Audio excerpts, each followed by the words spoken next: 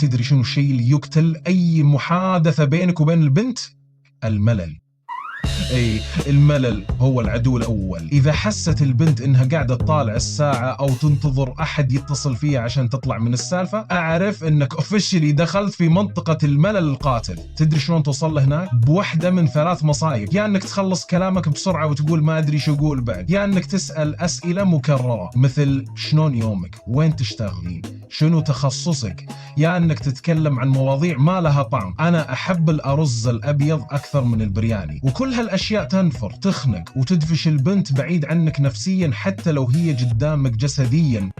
بس لا تخاف، في حل. أول خطوة لازم تقرر قرار نهائي إنك من اليوم ورايح ما راح تمل مرة ثانية من أي سوالف مع بنت نهائي، لأن المحادثة مو واجب مدرسي، المحادثة لعبة وانت داخل تلعبها عشان تستمتع، تضحك، تعبر عن نفسك وتستكشف الشخص اللي قدامك. كانوا يقولون في عالم اللعبة سيلف أميوزمنت، يعني تضحك وتستانس على روحك حتى لو محد يضحك معك. بس السالفة انقلبت على بعض الشباب، صاروا يبالغون، يتصنعون، يتمثلون، يصيروا مهرجين بس عشان يضحكونا. يحاول يطلع نكتة من أي شيء، من المنيو، من النادلة، من صوت المكيف. وهني أنا أوقفك وأقولك بكل وضوح: لا، أنا ما أبيك تصير مهرج ولا فنان سيرك، أنا أبيك تصير شيء أعمق. أبيك تدخل في حالة اسمها سيلف engagement، يعني تكون مندمج مع نفسك، مستمتع بكلامك، حاضر بكل كلمة تقولها، مو قاعد تحاول تضحكها، قاعد تعيش اللحظة وهي ينجذب لها بشكل تلقائي. لأن إذا أنت مستانس من سوالفك هي راح تحس بنفس الشيء غصب عنها. بس إذا دماغك طفى وأنت تتكلم، إذا حسيت أنك تبي تنام من سوالفك، ترى هذا جريمة بحق روحك قبل لا تكون ضدها. فخلنا نبدأ من نفك شفرة المحادثة اللي ما تنمل. أول شيء خلك حاضر حتى لو قطعت السالفة. لا تخاف، ما قلتها بالغلط، اقطع السالفة. حتى لو كانت تتكلم عن الشوز اللي شرتها من زارا، والربطة اللي غيرت فيها حياتها، واللون العاجل اللي ما يتكرر مرتين بالسنة، وانت قاعد تهز راسك مثل طالب في صف تاريخ ودماغك قاعد يصيح من الملل. هني أقول لك لا تسوي نفسك مؤدب وتقول إيه والله حلوين الشوزات وانت من داخلك تتمنى تنتهي الحياة أو تنفتح الأرض وتبلعك. لا، كن حاضر، كن رجال، كن المتعة بنفسها. اللحظة هذه بالذات هي لحظة قيادية. إذا خليت السالفة تموت أنت تموت معها. أبيك تتخيل أنت قاعد تمشي والطريق فيه حفرة، لو كملت بتطيح، بس لو غيرت الطريق بتنجو ويمكن تكتشف شيء أحلى بعد. نفس الشيء بالسالفة، إذا صارت مملة اقطع، غير، صدم، حرك الجو، قول شيء شاطح مثل لحظة أدري موضوع الشوزات مهم، بس أمس يعني شعور غريب، حسيت كأني حلمت حلم وأنا صاحي. صار لك الشعور قبل. شوف شلون انتقلت المحادثة من ميتة إلى غامضة، غريبة، جذابة، وهذا لأنك أحضرت. او حتى اقولها بكل صراحه واحكي، حنا اثنين احلى من كذي، ليش قاعد نسولف عن شوز؟ خلي اسالك شيء اهم، لما تحسين بالضياع شلون تعرفين انك لقيتي نفسك؟ هل في احد يتوقع هالسؤال؟ لا، بس هني المتعه، بهني الاثاره، هني اللحظه اللي تصير فيها شخص مو بس ممتع، مؤثر. البنات ما ينجذبون بس للي يسمعهم مثل آلة تسجيل، ينجذبون للي يحركهم، للي يخليهم يغيرون مسار تفكيرهم، للي يعطيهم تجربه نفسيه مختلفه. تبي تكون مميز؟ لا تواكب الموجة، انت كن الموجة، لا تمشي مع السالفة، انت خذ السالفة وامشي فيها. لأن الحضور مو انك تسمع وتحترم وبس، الحضور الحقيقي هو انك تقرأ الجو وتحس بالطاقة وتعرف متى تقول كفي، خلنا نبدل، خلنا نعيش شوي. وتبي تعرف السر الحقيقي؟ كل لحظة تمل فيها البنت وانت موجود راح تنسبها لك، كل طقة ملل راح تحطها على حسابك حتى لو هي اللي قاعد تتكلم. ليش؟ لأنك أنت الرجل، أنت القائد في الطاقة، أنت اللي لازم تعرف تمسك الدف. فإذا خليتها تقود وتاخذك لطريق ضايع وممل وانت السكت، يعني سمحت لها تمل وسمحت لنفسك تختفي. خلاصة الكلام، لما تحس السالفة ماتت لا تعطيها أكسجين، اقطعها مثل جراح ورجع النبض المحاذى بكلمة، بضحكة، بسؤال يطلع من اللاشي. انت مو مجرد مستمع، انت طاقة، محرك، موجة وقائد اللحظة. خلينا نكمل، لأنك يمكن للحين مو فاهم ان كلامك ما يخلص، انت بس ترتبك.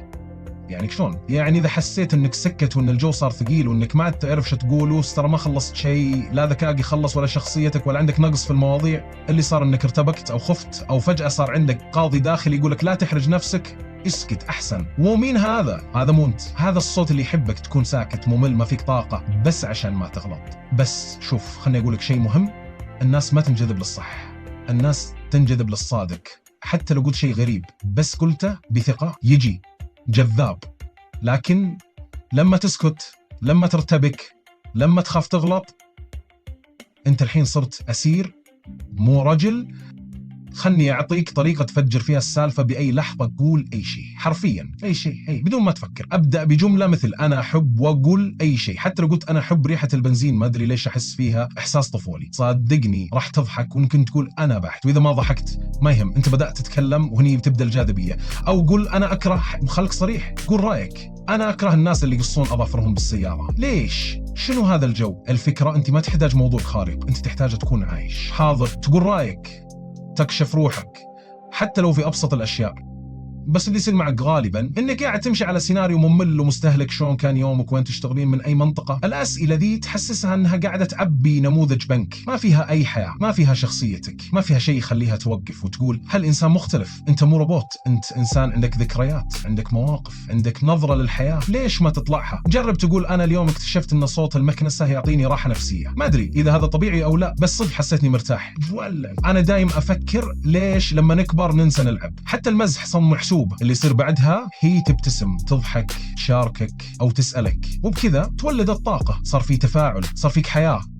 والسر هناك مو انك تبهرها بمعلومات ولا انك تطلع بفلسفة كل 5 دقائق. السر انك تكون مرتاح مع نفسك وتحط نفسك في الجو بثقة، حتى لو بدون فلتر. الصمت اللي يجي من ارتباك يقتل الجاذبية، بس الكلام اللي يجي من حضور يحييها. فمرة ثانية إذا حسيت ان خلصت كلام، قف، خذ نفس وقل لنفسك لحظة أنا ما خلصت شيء، أنا توي بادي. وقول أي شيء، افتح موضوع عن موقف صار لك، عن شيء غريب لاحظته، عن طاري خطر في بالك وانت تشوفها. لأن البنت ما تبي رجل يعرف الأسئلة الصحيحة، هي تبي رجل يعرف شلون يعيش اللحظة معاها.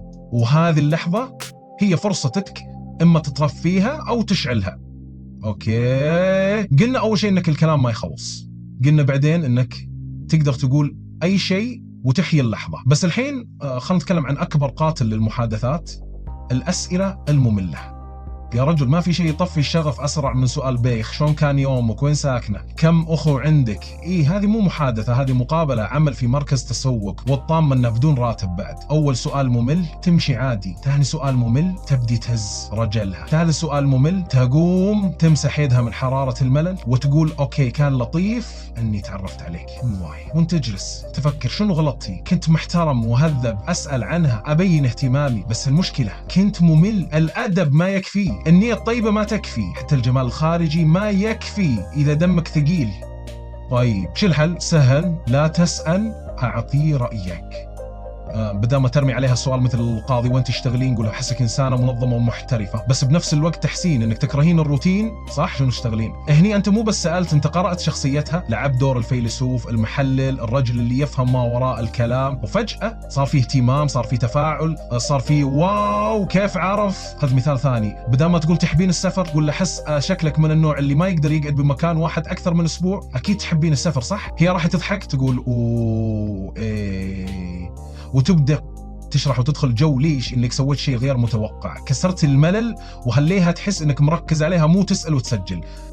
الأسئلة صارت مثل الأكل الجاهز، متوفرة سهلة بس ما فيها نكهة. الرأي مثل الطبخ البيتي، يبي له وقت، يبي له اهتمام، بس طعمه يظل في الذاكرة. مو بس في البنات، حتى في أي إنسان. لو تبدي رأيك، تبدي نظرتك، تبدي شعورك، الناس تطغي. بس لو تمشي على روتين الأسئلة، الناس تهز راسها مجاملة، بس عقلهم قاعد يفكر شلون يهيم. فمن اليوم ورايح أي مرة تبي تسأل، وقف لحظة، اسأل نفسك هل أقدر أقول رأيي قبل السؤال؟ لأن الفرق بسيط، بس النتيجة يا أنها تقعد معك ساعتين، يا أنها تمشي بعد 3 دقائق.